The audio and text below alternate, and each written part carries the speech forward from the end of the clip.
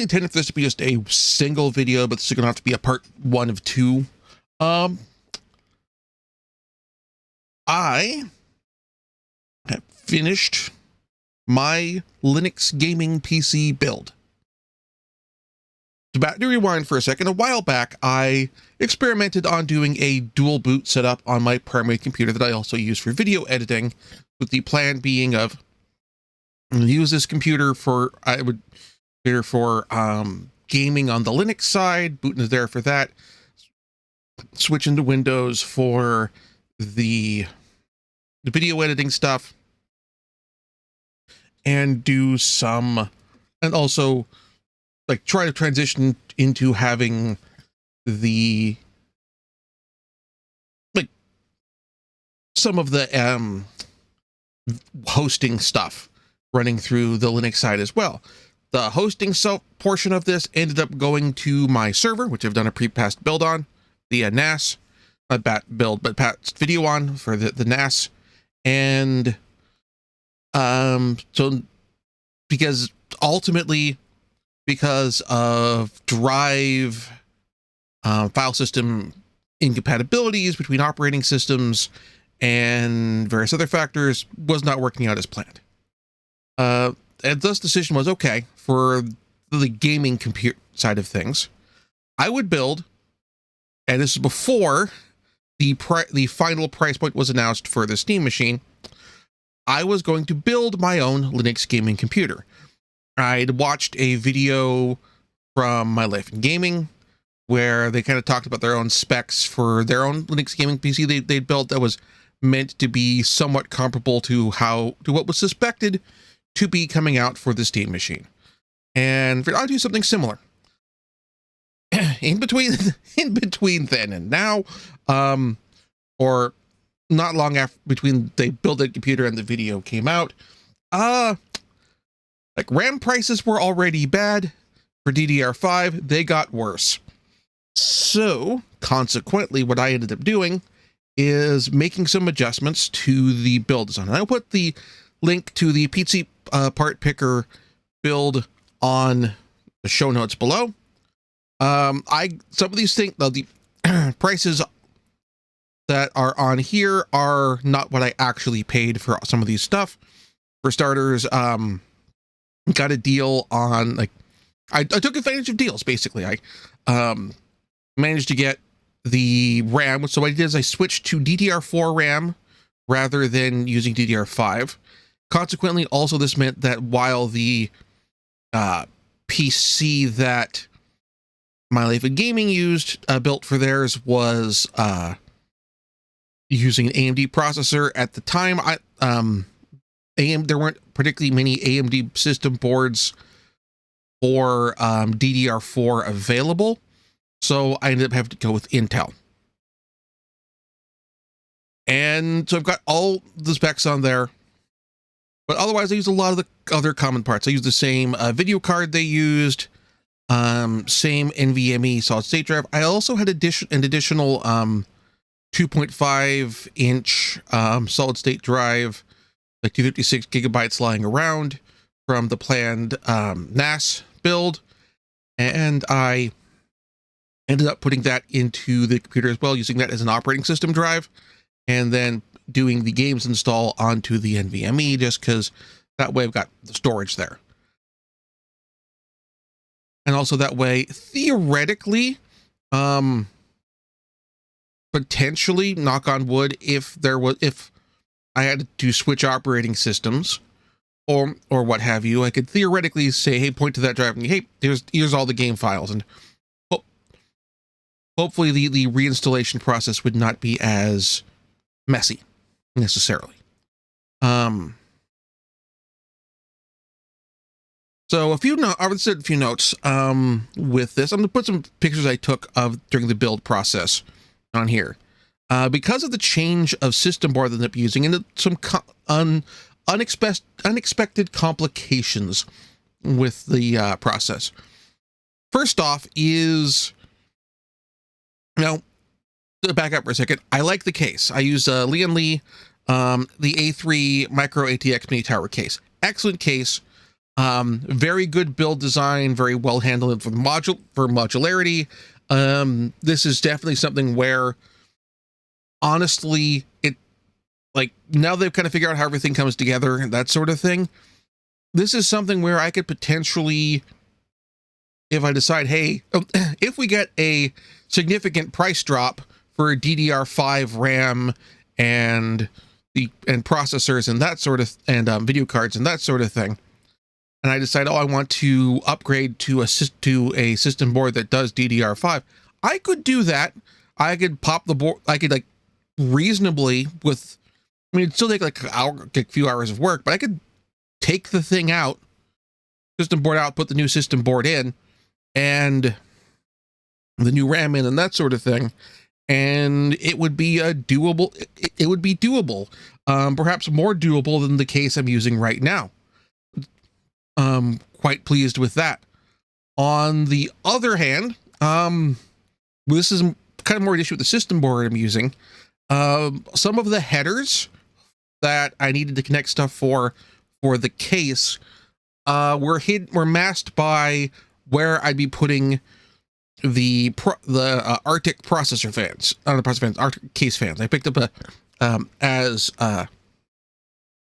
was being used by for Try With My Life in Gaming.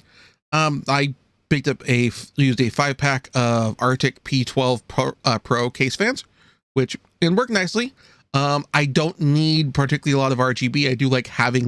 I do have one RGB fan. That's the fan on the CPU cooler, but that works for me because it means with how I've got it set up in my entertainment center, I have the CPU fan lights to indicate, the computer is powered on, and it makes for a useful indicator there, as opposed to on my current gaming case, where the case fans have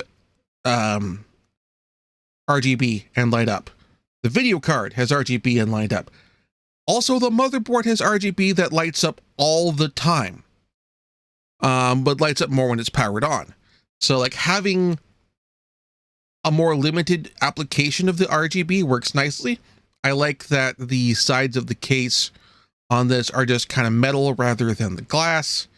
I like not having to worry about glass. Like, honestly, with my current computer, I like it, but if I was going to do a complete rebuild with a brand new case, I'd probably do a similar thing for like a Lian Li or Fractal Design case that doesn't have the glass on the sides. I did not get the wood grain front. I thought about it real hard though, but it felt like it was a bit much, but it didn't cost extra. I wasn't too enthused. Oh, actually, one other note is with the case and the system board is the case has a plug cable for two USB full-size USB ports on the front, and then a separate cable for a USB-C USB 3.0 plug-in. So because it doesn't have a header or plug-in on the system board for that separate USB 3.0 plug, that means that that USB 3.0 plug on the front of the computer just doesn't work now.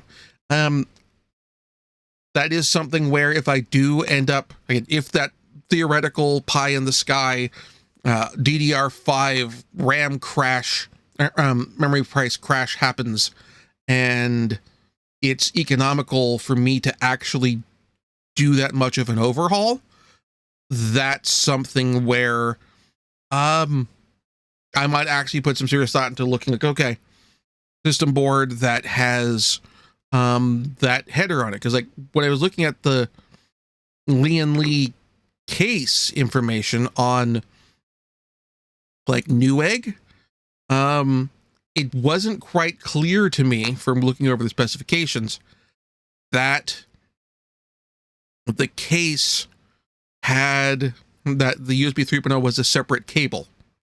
It had that it had the USB 3.1 Type C. Yeah, it had that. Wasn't clear that it, but the other two ports on the front were Type A, like were also USB 3.0. So I didn't think, oh, this is going to have a separate cable. Oh, it's going to be all the same cable. and would go on the same header on the system board. So that was a little bit of a mess. Otherwise, the specs, specs for the computer are in the show notes. The whole thing took about 3 to 4 hours to put together. The main hiccup I ran into was an issue on my end where I didn't have a cable. I forgot to plug in an additional cable into the power supply that I was using to finish getting things powered up. In terms of, didn't have all the cables I needed for the power connectors to the system board plugged in all the way. That was a me mistake. That was me getting old and going, my back is hurting. I just want to get this done. Let's get done, rather than taking my time and maybe taking some breaks so I could pace myself. So that's an error in judgment on my part. That is not a failing of the build. Otherwise, by the end of the day, I had the computer powered on, and Bazzite Linux, which is what installed.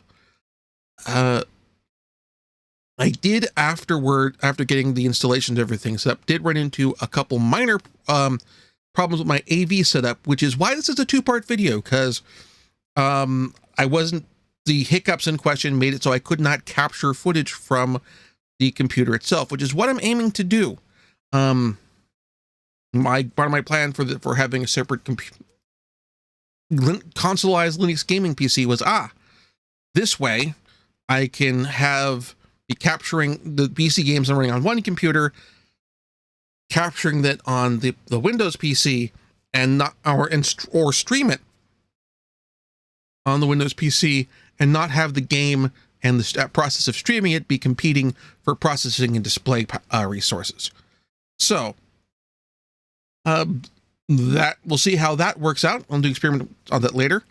I've also had a chance to, and I'll talk about this in the second video, use the Steam controller, and I'll talk a bit about that and my thoughts on the Steam on getting hands-on, literally, no pun intended, with the Steam controller and how that worked for me. Then we played a couple games with it. And that's going to be next videos. It'll be a couple, short one this one, another video next time with hopefully some gameplay footage to illustrate what I'm discussing. So catch you next time.